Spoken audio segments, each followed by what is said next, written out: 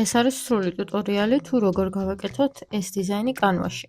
პირველ რიგში, რა თქმა უნდა, ვეძებთ ქაღალდის ელემენტს, ან ფოტოები შეგვიძლია გადავიდეთ, ელემენტებში ჩავწერთ whole torn paper.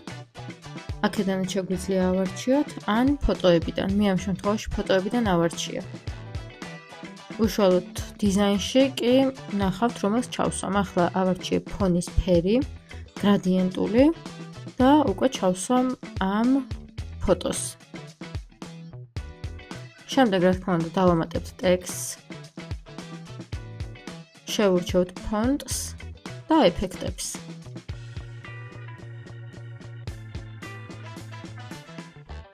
შევურჩიე ეს ქართული ფონტი, გლახო.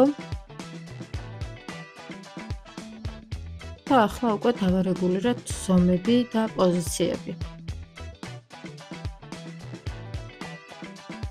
გადავიტანე ქაღალდის უკან, რომ რა თქმა უნდა ბუნებრივად გამოიყურებოდეს უფრო.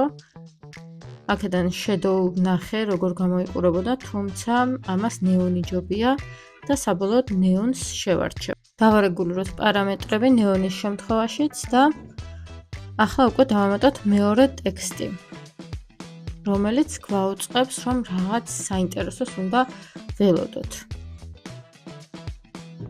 აქაც რა თქმა უნდა შევარჩევ ფონტს, მოვათავსებ დიზაინში სასურველ ადგილას და ჩვენ დიზაინი უკვე მზად იქნება. რა თქმა უნდა, ეს არის საჩვენებლად თუ როგორ გავაკეთოთ უშუალოდ ეს ეფექტი. რა თქმა უნდა, დეტალებს მნიშვნელობა აქვს, აუცილებლად უნდა დავამატოთ ლოგოც